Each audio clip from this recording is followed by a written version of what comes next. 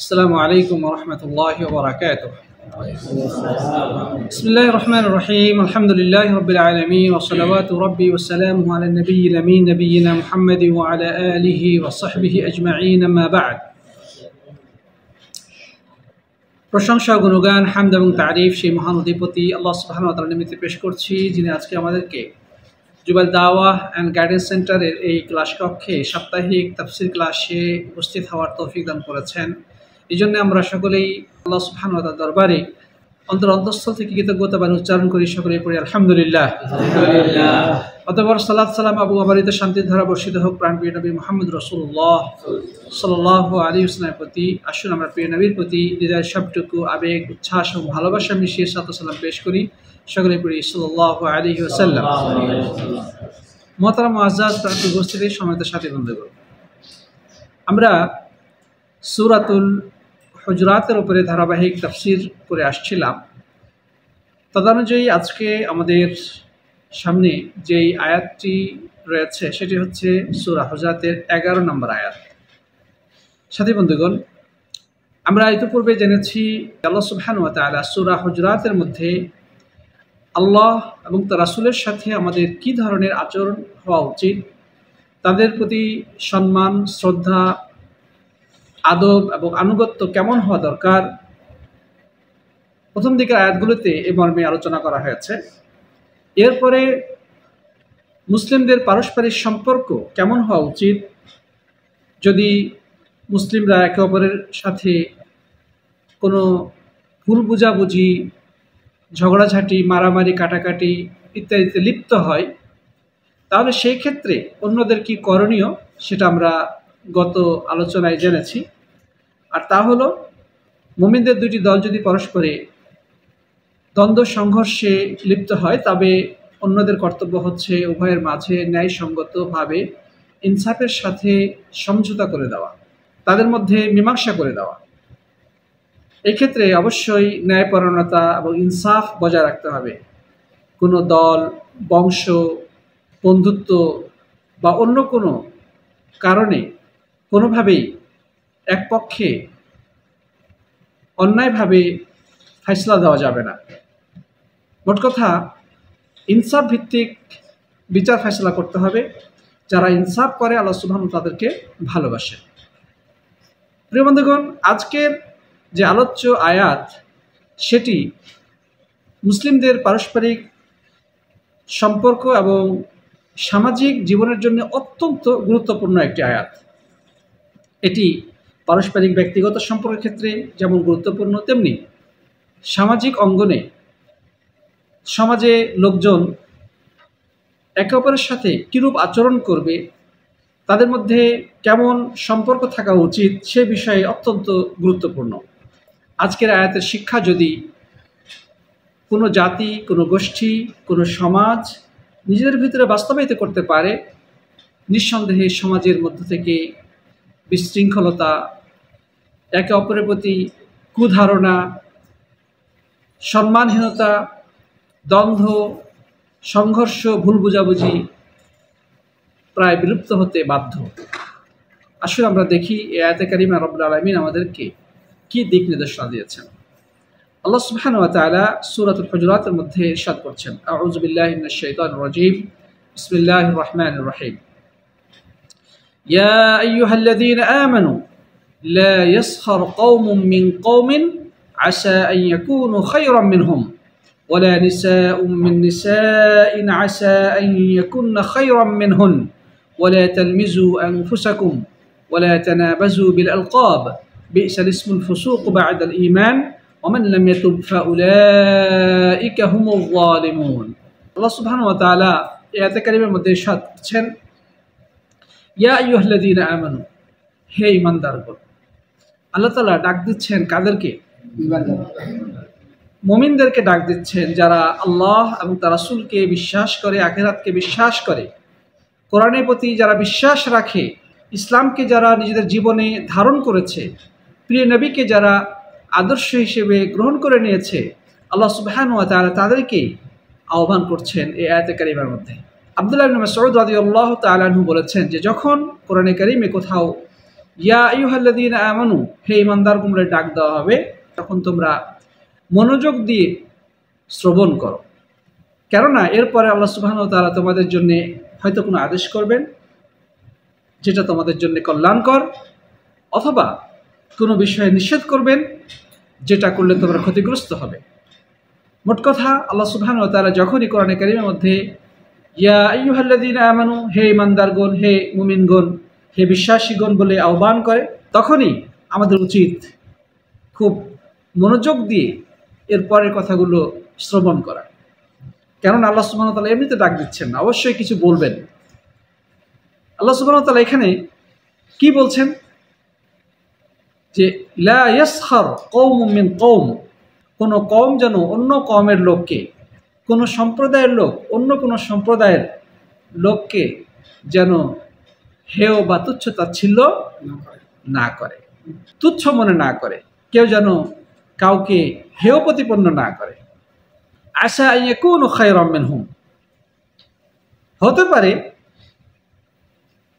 যাদেরকে তুচ্ছ তাচ্ছিল্য করা হচ্ছে তারাই আল্লাহর কাছে অধিক উত্তম, যারা এই কাজ করছে তাদের থেকে। সত্যিকার অর্থেই যারা অন্যকে হেয় তুচ্ছ তাচ্ছিল্য করে, যাদেরকে নিয়ে তারা উপহাস করছে, তুচ্ছ তাচ্ছিল্য করছে, তাদের থেকে এই উপহাসকারী তুচ্ছ তাচ্ছিল্যকারীরাই নিকৃষ্ট। কেননা এদের মধ্যে সেই খারাপ স্বভাবটা রয়েছে। বিভিন্ন অনুষ্ঠানে, রাজনৈতিক মঞ্চে অথবা কোনো এক জায়গায় যখন কিছু মানুষ একত্রিত হয়, তখন তারা গল্পের ছলে অন্য লোকদেরকে নিয়ে উপহাসমূলক কথাবার্তা বলে, তুচ্ছ তাচ্ছিল্য করে। কেউ হয়তোবা কারো অর্থ সম্পদ কম, এই কারণে তাকে হেয় প্রতিপন্ন করে, উপহাস করে, অথবা কারো শারীরিক গঠনকে নিয়ে তারা উপহাস করে, কারো বংশমর্যাদা নিয়ে তারা উপহাসে মেতে ওঠে, এটা তারা আনন্দ পায়। এটা একটি অত্যন্ত নিকৃষ্ট আনন্দ, দুর্গন্ধযুক্ত বিষয়। এটা পুরুষরাই শুধু করে না, মহিলারা যখন কোথাও জমা হয় তখনও তারাও কিন্তু এই কর্মে লিপ্ত হয়। অন্য মহিলাদেরকে নিয়ে তারা নানা ধরনের আজে বাজে উপহাসমূলক কথাবার্তা বলে, তুচ্ছ তাচ্ছিল্যমূলক আলোচনায় প্রবৃত্ত হয়, অন্যদেরকে কিভাবে খাটো করা যায় সেই প্রতিযোগিতায় লিপ্ত হয়।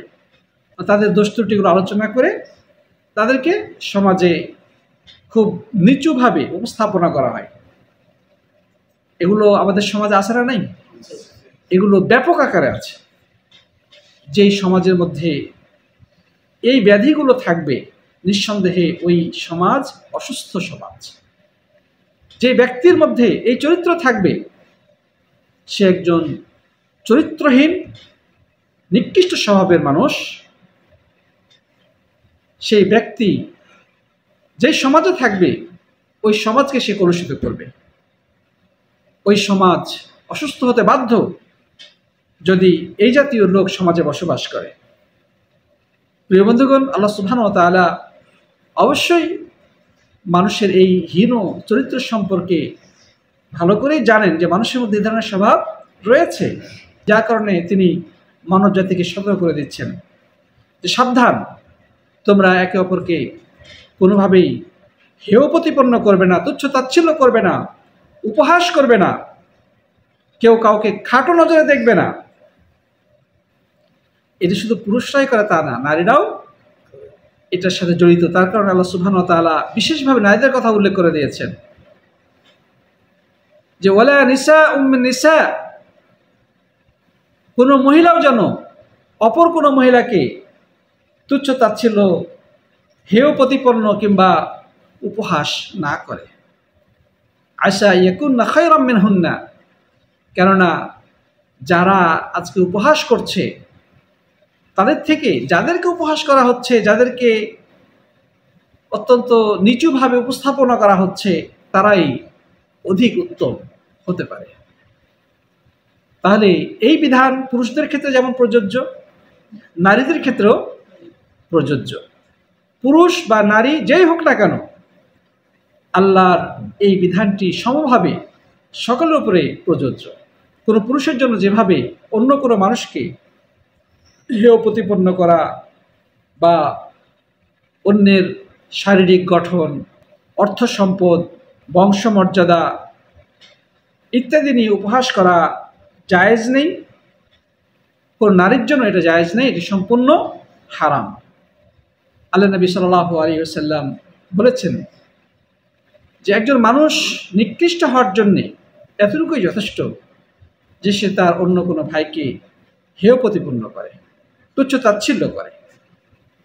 এক সাহাবী এসে আল্লাহ নবী সাল্লাল্লাহু আলাইহি ওয়াসাল্লামকে প্রশ্ন করলেন, হে আল্লাহর নবী, প্রত্যেক মানুষই তো চায় যে তার পোশাক, তার জুতা ইত্যাদি সুন্দর হোক, এটা কি অহংকার? তিনি বললেন যে না, এটা অহংকার না। আল্লাহ নিজে সুন্দর, তিনি সৌন্দর্যকে ভালোবাসেন। অর্থাৎ একজন মানুষ সুন্দর পোশাক পরবে, সুন্দর জুতা পরবে, নিজে সুন্দর পরিপাটিভাবে থাকবে, এটা দোষের কিছু নয়, বরং এটা প্রশংসনীয়। আল্লাহ তাআলা নিজের সুন্দর, তিনি সৌন্দর্যকে ভালোবাসেন, এটা অহংকার নয়। তাহলে অহংকারটা কি? সেটা হচ্ছে বাতারুল হাক্কে ওয়া গামতুন নাস, সত্য জানার পরেও সেটাকে অস্বীকার করা, না মানা, হক জিনিস সে মানবে না, এটা হচ্ছে অহংকার। এটা নাম কি? অহংকার। 2 নম্বর যে কথাটা বললেন সেটা হচ্ছে গামতুন নাস, মানুষকে ছোট নজরে দেখা, মানুষকে তুচ্ছ তাচ্ছিল্য করা বা মানুষকে নিয়ে উপহাস করা, এটি হচ্ছে অহংকারের অন্তর্ভুক্ত। প্রিয় বন্ধুগণ, বানি তামিম থেকে একদল মানুষ সাহাবীদের মধ্যে যারা খুবই অসহায় এবং দরিদ্র টাইপের ছিলেন, তাদেরকে নিয়ে এরকম তুচ্ছ তাচ্ছিল্য করেছিল। সাহাবীদের মধ্যে বিশেষ করে যারা মক্কা থেকে মদিনায় হিজরত করেছিলেন, তাদের অর্থ সম্পদ যদি মক্কায় থেকেও থাকে, কিন্তু তারা নিঃস্ব অবস্থায় খালি হাতে হিজরত করে এসেছিলেন। কোথায়? মদিনায়। বিশেষ করে যে সকল দাস দাসীগণ মানুষের অধীনস্থ হিসেবে ছিলেন, ইসলাম গ্রহণ করার পরে তাদের সে মনিবের বাড়ি থেকে পালিয়ে এসেছেন, ইসলামের ছায়াতলে আশ্রয় নিয়েছেন, এরা আরও বেশি অসহায় অবস্থায় ছিলেন। তাদের মধ্যে যেমন ছিলেন বেলাল রাদিয়াল্লাহু তাআলা, সুহাইব আর রুমি, ইয়াসির, খাব্বাব, তারা গরিব টাইপের সাহাবী ছিলেন। তো এদেরকে নিয়ে বনি তামিমের একদল লোক কিছু বাজে কথা বলেছিল, তাদেরকে একটু হেয় তুচ্ছ তাচ্ছিল্য করেছিল। আল্লাহ সুবহানাহু ওয়া তাআলা সাত আসমান থেকে এই বিষয়টি অবশ্যই দেখেছেন এবং মানব জাতির জন্য সতর্ক বার্তা প্রেরণ করে দিয়েছেন যে খবরদার, তোমরা কেউ কাউকে হেয় প্রতিপন্ন করতে পারবে না, তুচ্ছ তাচ্ছিল্য করার কোনো সুযোগ নেই। কেননা আজকে তুমি যাকে নিয়ে উপহাস করছো, হতে পারে কিয়ামতের দিন আল্লাহ সুবহানাহু ওয়া তাআলা তাকে এত উচ্চ সম্মান দান করবেন, এত উন্নত মর্যাদায় আসীন করবেন, আর তুমি হবে সেদিন অত্যন্ত নিকৃষ্ট, লাঞ্ছিত, অপদস্থ। এটা আল্লাহ সুবহানাহু ওয়া তাআলা ভালো জানেন। হতে পারে যে উপহাসকারীর থেকে যার উপহাস করা হচ্ছে সে বেশি আল্লাহর কাছে প্রিয়, সে আল্লাহর কাছে শ্রেষ্ঠ। প্রিয় বন্ধুগণ, তাহলে এই আয়াতে কারিমা থেকে আল্লাহ সুবহানাহু ওয়া তাআলা মানব জাতির জন্য একটি সুষ্ঠু, সুন্দর এবং পারস্পরিক শ্রদ্ধাবোধ সম্পন্ন একটি সমাজ ব্যবস্থার রূপরেখা দিয়ে দিলেন। তাহলে এটি হচ্ছে 1 নম্বর বিষয়। 2 নম্বরে আল্লাহ সুবহানাহু ওয়া তাআলা যেটা বললেন, ওয়ালা তালমিজু আনফুসাকুম, এবং তোমরা নিজেদেরকে অন্যের দোষ ত্রুটি তুলে ধরে খোঁটা দিও না। প্রত্যেকটি মানুষের মধ্যেই খুঁজলে দোষ খুঁজে পাওয়া যাবে, যাবে কি যাবে না? মানুষ তো ফেরেশতা নয় যে যার কোনো ভুল হবে না। মানুষের মধ্যে অবশ্যই ত্রুটি বিচ্যুতি থাকবে, এটাই স্বাভাবিক, মানুষ মাত্রই ভুল হয়। কিন্তু মানুষের দোষ ত্রুটি নিয়ে তাকে খোঁটা দেওয়া, তাকে কষ্ট দেওয়া কোনো উত্তম চরিত্রবান মানুষের কাজ হতে পারে না। একজন সৎ চরিত্রবান, সুন্দর চরিত্র অধিকারী ব্যক্তি কখনো অন্যের ত্রুটি বিচ্যুতিকে তুলে ধরে তাকে লজ্জিত করতে পারে না, তাকে কোনোভাবেই কষ্ট দিতে পারে না। এটা শরীয়তসম্মত নয়। এখানে দুইটা বিষয় রয়েছে। একটা হচ্ছে মুখের মাধ্যমে অন্যের দোষ ত্রুটি তুলে ধরে তাকে কষ্ট দেওয়া, খোঁটা দেওয়া। আরেকটা হচ্ছে মুখ দিয়ে কোনো কিছু না বলে আকারে ইঙ্গিতে বা চোখের ইশারায় অন্যকে কষ্ট দেওয়া। অনেক সময় মানুষ সরাসরি মুখ ফুটে বলে, কারো দোষ ত্রুটি তুলে ধরে তাকে কষ্ট দেয়, তাকে খোঁটা দেয়। আবার অনেক সময় তার আচার আচরণ, তার বডি ল্যাঙ্গুয়েজ, তার চোখের ইশারা, হাতের ইশারা, এগুলা দ্বারাও অন্যের দোষ ত্রুটির দিকে ইঙ্গিত করে তাকে খোঁটা দেওয়া হয়। সম্ভব কি না? যেমন একজন মানুষ হয়তো বা খাটো, এখন সে মুখ দিয়ে কিছু বলছে না, কিন্তু সে ইশারা দিয়ে তাকে বুঝাচ্ছে যে এরে বাইটা মানুষ। হতে পারে কি না? হয়তো বা কালো, অথবা কারো হয়তো বা চোখের সমস্যা থাকতে পারে, অথবা কেউ মোটা। এই জিনিসগুলো মুখ দিয়ে অনেক সময় না বলে ইশারা ইঙ্গিতে, বডি ল্যাঙ্গুয়েজ দ্বারা তাকে কষ্ট দেয়, খোঁটা দেয়। তো মুখ দিয়ে যদি কাউকে এভাবে কারো দোষ ত্রুটি উল্লেখ করে খোঁটা দেওয়া হয়, এটাকে বলা হয় লাফজ। আর ইশারা ইঙ্গিতের মাধ্যমে যদি কাউকে এভাবে কষ্ট দেওয়া হয়, খোঁটা দেওয়া হয়, এটাকে বলা হয় হামজ। আল্লাহ সুবহানাহু ওয়া তাআলা এই মর্মে একটি সূরা নাজিল করেছেন। সূরাটার নাম কি? সূরা হুমাযা। আল্লাহ তাআলা বলেছেন ওয়াইলুল লিকুল্লি হুমাযাতিল লুমাযা। দুর্ভোগ ওই সকল মানুষের জন্যে যারা মুখ দিয়ে কিংবা কাজের মাধ্যমে বা শরীরের অঙ্গভঙ্গির মাধ্যমে অন্যের দোষ ত্রুটি উল্লেখ করে তাকে খোঁটা দেয়। তাদের জন্য দুর্ভোগ। সেটা মৌখিকভাবে হতে পারে, বা কর্ম, বা তার আচার আচরণ, বা তার বডি ল্যাঙ্গুয়েজ, বা তার শারীরিক অঙ্গভঙ্গির মাধ্যমেও হতে পারে। আল্লাহ সুবহানাহু ওয়া তাআলা এই দুই শ্রেণীর মানুষের জন্যই দুর্ভোগের কথা বলেছেন। আর দুর্ভোগ মানে কি? দুর্ভোগ মানে পরকালে কঠিন শাস্তি। এটি কাবীরা গুনাহ। প্রিয় বন্ধুগণ, অতএব মানুষের দোষ ত্রুটি থাকতেই পারে, এটা যদি আমরা জানি, আমাদের উচিত তার অতীত নিয়ে তাকে খোঁটা না দেওয়া, তাকে মানুষের সামনে অপমান অপদস্থ না করা। এটা জায়েজ নেই, এটা হারাম। আপনাকে যদি কেউ এমনটা করে, আপনি মনে কষ্ট পাবেন কিনা? একটা মানুষ অতীতে কোনো এক সময় ভুল করেছে, অথবা শারীরিকভাবেই, সৃষ্টিগতভাবেই সে কিছুটা সমস্যাগ্রস্ত, অথবা যে কোনো কারণে তার জীবনে দুর্ঘটনার কারণে কোনো একটা সমস্যা ঘটে গেছে, বা পারিবারিকভাবে যে কোনো একটা দুর্ঘটনার কারণে সে কালারিং হয়ে গেছে, তো এটা থেকে ওই জিনিসটাকে উল্লেখ করে তাকে কি খোঁটা দেওয়া উচিত? তাকে কষ্ট দেওয়া উচিত? কষ্ট দেওয়া উচিত না। এটা কোনো ভালো মানুষের কাজ নয়, যে নিকৃষ্ট স্বভাবের মানুষের কাজ। আল্লাহ সুবহানাহু ওয়া তাআলা এই কথা এখানে বললেন যে ওয়ালা তালমিজু আনফুসাকুম, তোমরা নিজেদেরকে দোষ ত্রুটি তুলে ধরে খোঁটা দিও না।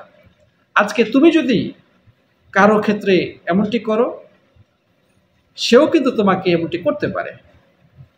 কারণ কেউ কেউ দোষে ঊর্ধ্বে নয়, কেউ পুত পবিত্র না। তুমি আজকে তার মানহানি করছো, তার দোষ ত্রুটি তুলে ধরে তাকে তুমি অপমান অপদস্থ করছো, কষ্ট দিচ্ছ। হয়তো বা অন্য কেউ তোমাকে এটা করবে, অথবা সেই তোমাকে এটা করবে সময়ের ব্যবধানে। হতে পারে কি না?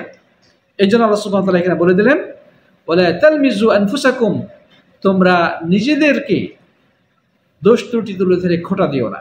আর তুমি অন্যের দিও না, অন্য যেন তোমাকে না দিতে পারে।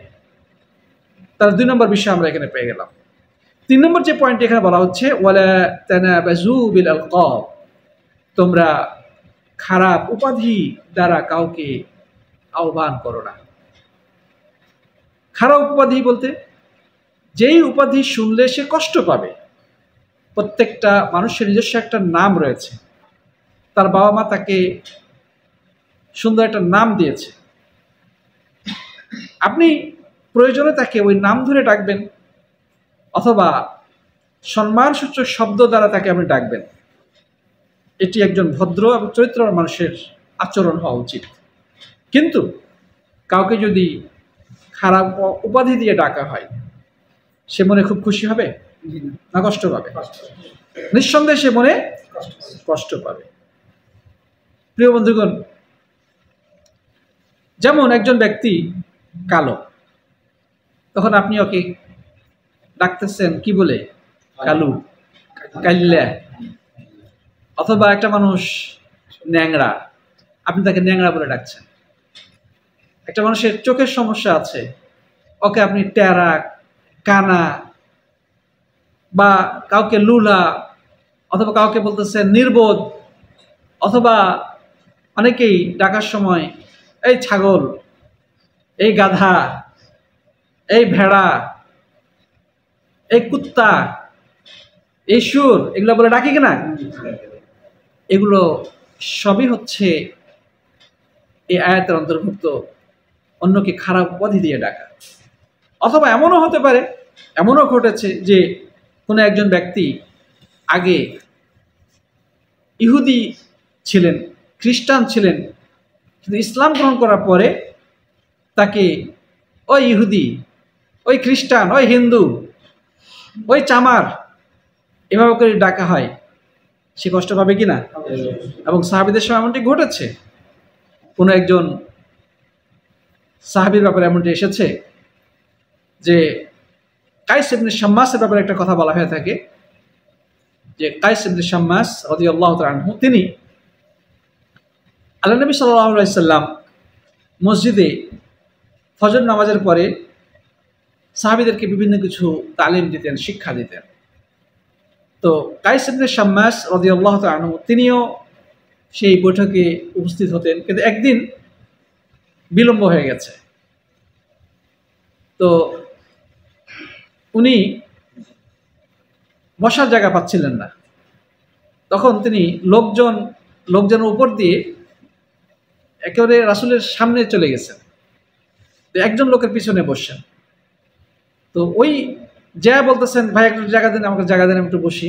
উনি ওকে বসতে দিচ্ছেন, কিন্তু একটু রাগ দেখাইছেন উনি, যে তুমি পিছন থেকে এসে লোকজনের পাড়া দিয়ে এসে তুমি এখানে এসে জায়গা নিতেছ, রাগ দেখাইছে। তখন কাইস ইবনে শাম্মাস বলতেছেন যে তুমি উমুকের বেটা না, মানে ওর মায়ের একটা দোষ তুলে ধরে ওকে বলছে যে তুমি কি ওই উমুক মহিলার বেটা না তুমি? তখন এই প্রেক্ষিতে এই আয়াতটা নাযিল হয়েছে যে কারো দোষ তুলে ধরে খারাপ উপাধি দিয়ে ডাকার কোনো সুযোগ নেই। প্রিয় বন্ধুগণ, সাহাবীদের টুকটাক যে ভুলগুলো হয়েছে বলেই তো আমরা শিক্ষাটা পাচ্ছি, তাই না? আল্লাহ সুবহানাহু ওয়া তাআলা তাদেরকে কত সম্মানিত করেছেন যে তাদের একটু ত্রুটি হলেই সাত আসমান থেকে আল্লাহ সুবহানাহু ওয়া তাআলা সংবিধান নাজিল করে দিচ্ছে তাদের জন্য, এবং সেটা শুধু তাদের জন্য নয়, সমগ্র বিশ্ববাসীর জন্য কিয়ামত পর্যন্ত শিক্ষণীয় হয়ে যায়। সুবহানাল্লাহ। তো যাই হোক, এরকম আরো একাধিক বর্ণনা রয়েছে।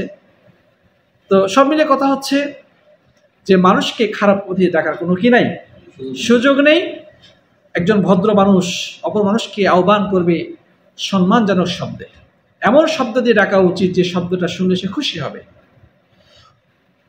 হয় তার নিজস্ব নাম ধরে ডাকেন, অথবা এমন শব্দ দিয়ে ডাকেন যেটা শুনলে তার ভিতরে সে আনন্দ অনুভব করে।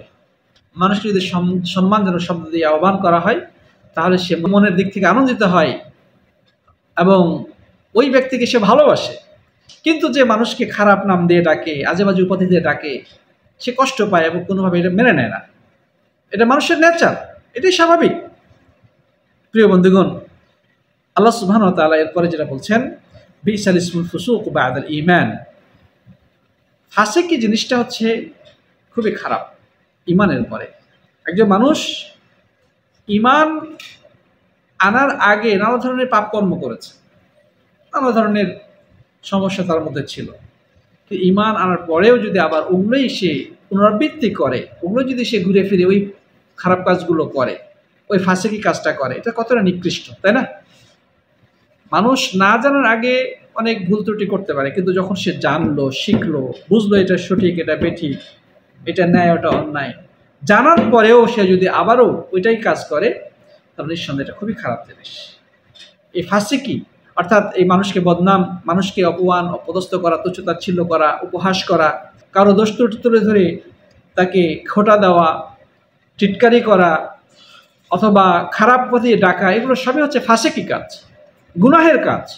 এটা খুবই নিকৃষ্ট। এরপর আল্লাহ সুবহানাহু ওয়া তাআলা বলছেন ওমান লাম ইয়াতুব ফাউলাইকা হুমুয যালিমুন। মানুষের দ্বারা যদি ভুল হয়ে যায় তাহলে রব্বুল আলামিন কিন্তু তওবার রাস্তা খোলা রেখেছে। কারণ অনেক সময় মানুষ বেখেয়ালে অথবা একটু অসতর্কতার কারণে এই জাতীয় ভুল ত্রুটি করে ফেলতে পারে। কাউকে একটা বাজে নাম দিয়ে হঠাৎ করে ডেকে ফেলল, কাউকে মনে কষ্ট দিয়ে ফেলল, কাউকে কোনোভাবে বা উপহাস করে ফেলেছে কথার ছলে, হাসি মজাকের ছলে। এটা মানুষের জীবনে ঘটে যেতে পারে। তো ভুল যদি হয়ে যায় তাহলে তার করণীয় কি? তার করণীয়, মানুষ পিচ্ছিল পথে চলতে গিয়ে পা পিছলে পড়ে যেতে পারে, সম্ভব কি না? বুদ্ধিমান কে? যে পড়ে গেছি আবার উঠে দাঁড়িয়ে আবার সামনে পথ চলে। রং ওয়েতে গাড়ি ড্রাইভ করতে গিয়ে যখনই বুঝতে পারবে একজন মানুষ যে আমি রং ওয়েতে এসে পড়েছি, সে গাড়ি ড্রাইভ করে আবার রিটার্ন করবে, সঠিক পথে চলে যাবে। এটাই তো করণীয় নাকি? সুতরাং কোনো মানুষ যদি কোনো ভুল করে ফেলে তাহলে তার কর্তব্য কি? সে ভুলের উপরে স্থির না থাকা, বরং আল্লাহর কাছে ভুল তুলে ধরে, ভুল স্বীকার করে লজ্জিত অন্তরে তওবা করে নেওয়া এবং ভবিষ্যতে কাজটি না করা। ইবলিস ভুল করেছিল আদমকে সেজদা না দিয়ে, কিন্তু সে ভুল স্বীকার করেনি, সে ভুলের উপর স্থির ছিল। সে বরং নিজের ভুলের পক্ষে যুক্তি দাঁড় করিয়েছিল। আমি তো আগুনের তৈরি, আদম তো মাটির তৈরি, আগুনের তৈরি জিনিস কিভাবে মাটিকে সেজদা করতে পারে? সে যুক্তি দাঁড় করাইছিল। ফলে কি হয়েছিল? সে লানতপ্রাপ্ত এবং কাফের হিসেবে আল্লাহ সুবহানাহু ওয়া তাআলা বিতাড়িত করে দিয়েছিলেন। কিয়ামত পর্যন্ত সে অভিশপ্ত এবং পরকালে সে জাহান্নামে যাবে। আদম আলাইহিস সালামও ভুল করেছিলেন, আদম এবং হাওয়াও ভুল করেছিলেন। আল্লাহ তাকে বলেছিলেন জান্নাতে খাও, থাকো, আনন্দ উপভোগ করো, কিন্তু ওই গাছটা কাছেও যেও না। কিন্তু শয়তানের প্ররোচনায় পড়ে তিনি গাছ থেকে কিছু খেয়ে ফেলেছিলেন। এর পরক্ষণে কি ঘটলো? তিনি নিজের ভুল বুঝতে পারলেন, আমি তো ভুল করে ফেলেছি। তখন তিনি নিজের ভুল স্বীকার করে আল্লাহর কাছে কাঁদতে লাগলেন, রব্বানা যালামনা আনফুসানা ওয়া ইল্লাম তাগফির লানা ওয়া তারহামনা লানাকুনান্না মিনাল খাসিরিন। হে আমাদের প্রতিপালক, নিজের প্রতি আমি জুলুম করে ফেলেছি, অবিচার করে ফেলেছি। আপনি যদি আমাদেরকে ক্ষমা না করেন, দয়া না করেন, তাহলে আমরা তো ক্ষতিগ্রস্ত, অন্তর্ভুক্ত হয়ে যাব। আল্লাহ সুবহানাহু ওয়া তাআলা তার দোয়া কবুল করেছিলেন কিনা?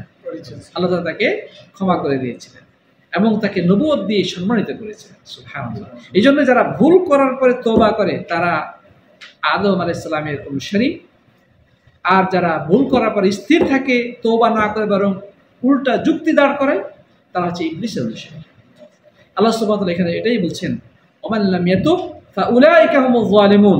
যারা ভুল করার পর তওবা না করে তারাই হচ্ছে অত্যাচারী, অবিচারী, তারাই হচ্ছে অন্যায়কারী, আল্লাহর নাফরমান, তারাই অপরাধী। প্রিয় বন্ধুগণ, কথা লম্বা করে আর লাভ নাই। আশা করি আয়াত থেকে আমরা যা শেখার আশা করি শিখে ফেলেছি, যে আমরা একে অপরকে কোনোভাবেই তুচ্ছতাচ্ছিল্য করবো না। আমরা কোনোভাবেই মানুষের অতীতের দোষ ত্রুটি তুলে ধরে তাকে খোঁটা দিব না বা কষ্টদায়ক কোনো কথা বলবো না, এবং মানুষকে খারাপ পথে দিয়ে আমরা ডাকবো না, যেটা শুনলে সে কষ্ট পাবে।